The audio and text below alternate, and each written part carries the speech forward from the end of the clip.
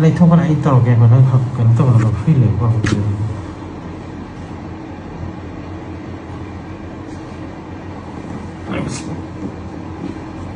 mà sao lại thao gì mà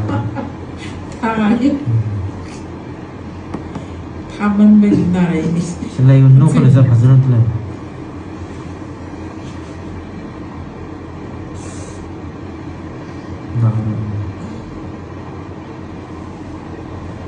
hai lần phải cho sao sao không bây giờ sẽ sao lại sẽ làm cái số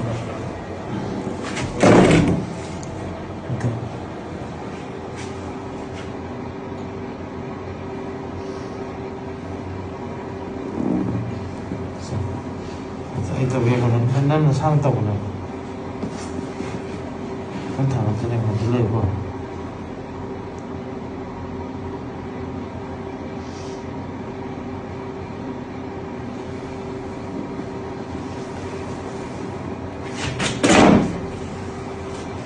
cái lời của con tàu rồi cái đây đây là câu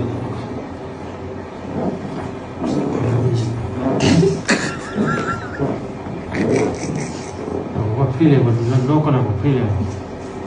thôi nó giao còn là sai đâu còn đâu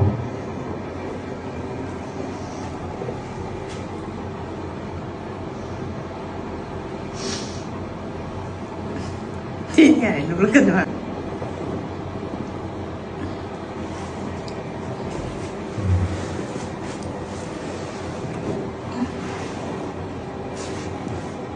gì nghe có gì thế này thì đây đây anh tí mà khá là thầm một cái mà khá thiểu là cái phổ phổ lên anh bùm thì khá lấy đi vào cổ tao ra bùm thì bên đây sẽ tuyên này mà dùng lấy đi cái nó lấy đi dùng đi nào đi không tăng cái này đi cô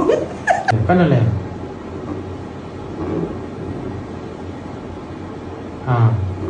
không có ông reverse đâu rồi nó mới tôi sợ là chỉ phá đi này thôi ना 들어봐 아니면 사는 혼이 하나 살로 사는 게 나를 그것도 다도 본 다도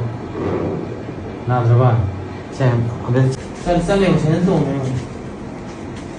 그 lok도 보죠 아들이 왜이 보면서 가게 되는 거예요 되게 아들이 왜 베네스에도 아들 마산 신하이들이 봐 실로가 또 마산 작동성을 해 이제 쌀로 다들 쌀로 보잖아 그냥 그러면 đâu đi ngoài 난 게 신판 타다는 사고 필요 나 이러고 가능을 하려 돼. 저 사인 설레 뭐 한다고 사는 처음에 반달이 하고 보면서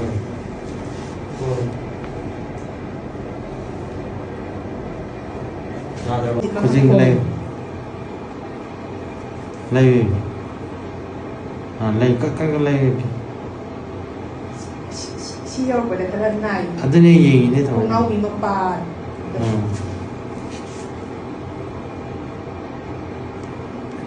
ya đấy cái sao rồi cơ akan cuma tahu kan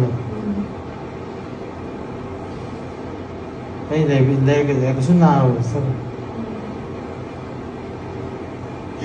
mana lagi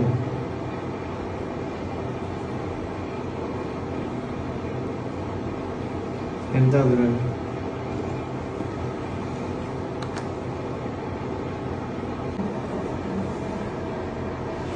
nhà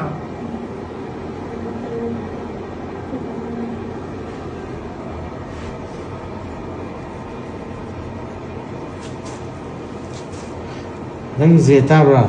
một người ta cũng kém sao xin một lồn dễ tây mà tôi nhớ kém sao tây mới chẳng thấy sao nó hay tây anh mình sẽ ra còn thì vẫn lầy về để con sẽ làm gì không rồi còn tắt cho mình hỏi là nó cũng thở còn cái này sẽ treo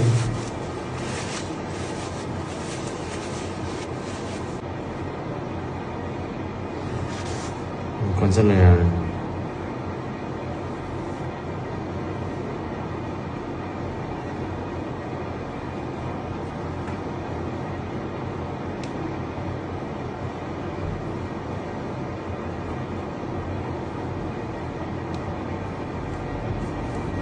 พอยืนเนี่ย